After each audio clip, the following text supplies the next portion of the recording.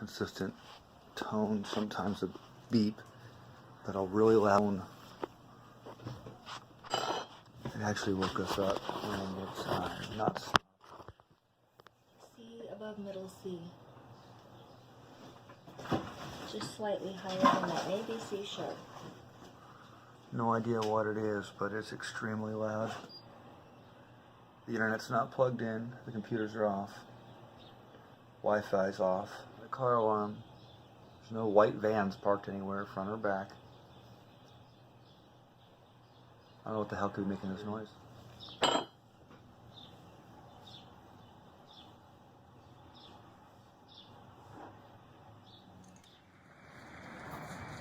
No.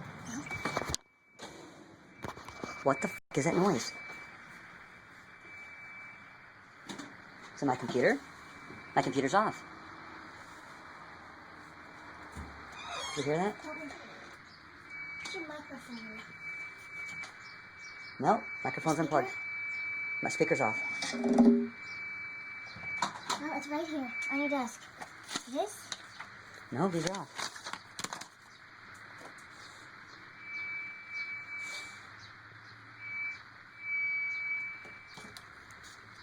What in the holy f*** is that?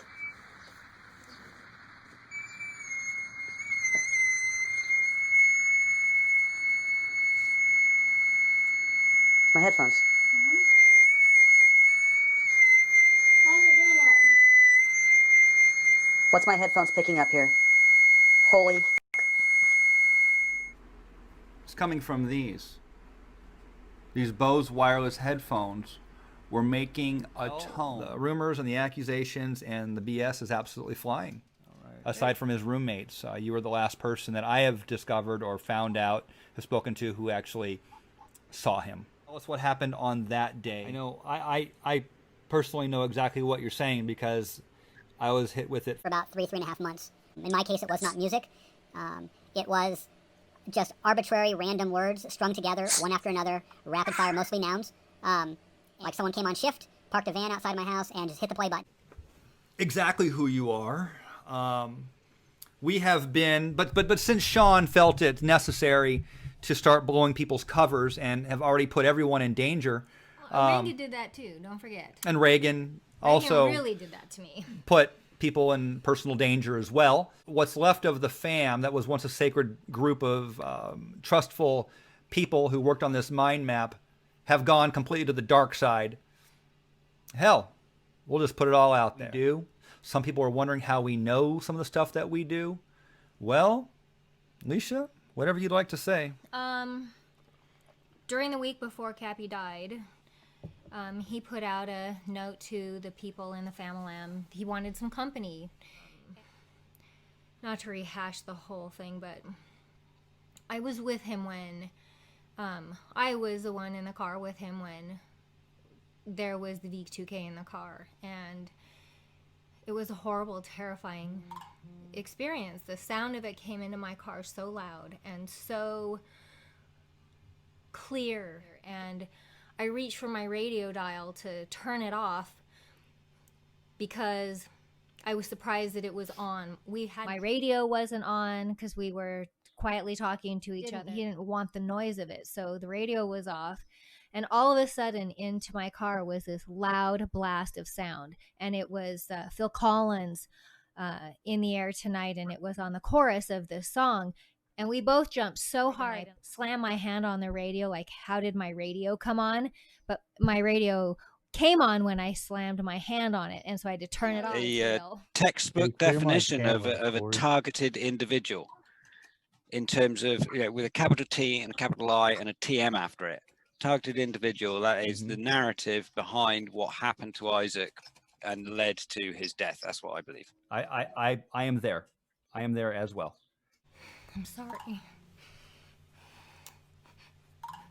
At one point, he reached up and he touched my face and told me thank you for being so kind to him. All right, tell me about the last time you talked to Cappy. So I spoke to Cappy on the 13th at 7 p.m., both of them, because my concern was how could he be dead if he was alive and talking to me at 7 o'clock, which I had proof of, but now all that proof has suddenly disappeared. Absolutely impossible. And I have provided you with evidence regarding Yes. what I'm saying. Yes. And the fact that all of those calls that I made subsequent to are also not on my phone or on my statement. So all the phone calls you made to the Coconino County, Maricopa County, anything dealing with the situation have been wiped off your phone, the device itself, as well as your records? My billing statement. Should I tell them about what happened to me the week after Cappy died? By all means, let everyone know. Because if something happens to us, you guys can know the story. We're not suicidal. We're not suicidal. And my brakes are good on my Jeep. The day that the news came out about Cappy going off the bridge, within a couple of hours, my computer was hacked. I saw a black screen come up on my computer, and I could see all the information that somebody was going through my computer. They had my bank statements, they had all my personal information, and they made it very clear that they were in my computer. That was on Tuesday. On Wednesday morning when I woke up, on my telephone, my messages with Isaac had been archived in Telegram. And the only way messages in Telegram can be archived are if you do it.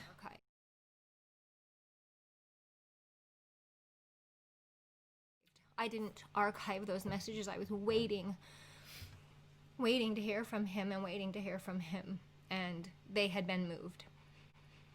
Then a phone call on Friday morning. I had two things on Friday morning. I had a phone call on Friday morning. When I got up on Friday morning, my messages from Isaac were completely erased. Because Isaac was going to come to my house, my phone number, my address, everything was in those messages. By the way, pause one second, baby.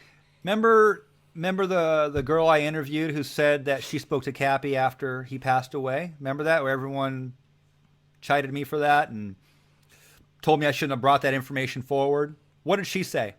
She said she didn't have proof. All of her messages were taken too. Two people whose messages have completely disappeared. Go ahead, babe. Yeah, they were gone. All of them. All of my conversation with Isaac was gone. All of my conversation with Isaac was gone. I was starting to feel nervous. And about 9:45, I got a phone call from a man with an Arizona phone number, and he told me that he wanted to come and see me for an aromatherapy appointment. I'm a certified aromatherapist, and he was in town and he wanted to come and see me. But then he started saying to me, "Are you the Alicia?" And he laid out all this personal information about me. He knew everything about me, and I knew I was in serious, serious trouble. I said, you know what? I don't really have any time available today, and I hung up, and I called my phone company to change my phone number immediately. And as I was on the phone with my phone company, my phone was commandeered and completely shut down. I couldn't even make an emergency phone call from my phone. After all of my accounts being hacked into right in front of my very eyes, my messages disappearing off my phone, and then losing entire control over my phone, it was terrifying. So when my information got passed to some people, personal information got passed to some people about me and you, and gave it to people who are incredibly potentially dangerous and untrustworthy. And I'm surprised that I have not been approached, and I have not been told, at the very least, to shut up. Maybe that phone going dead when it did here earlier, maybe that was the first. I don't know, but it makes me nervous when shit like that happens. It makes me nervous when my camera turns on, when I'm sitting in front of my computer. No one has reached out at all. I called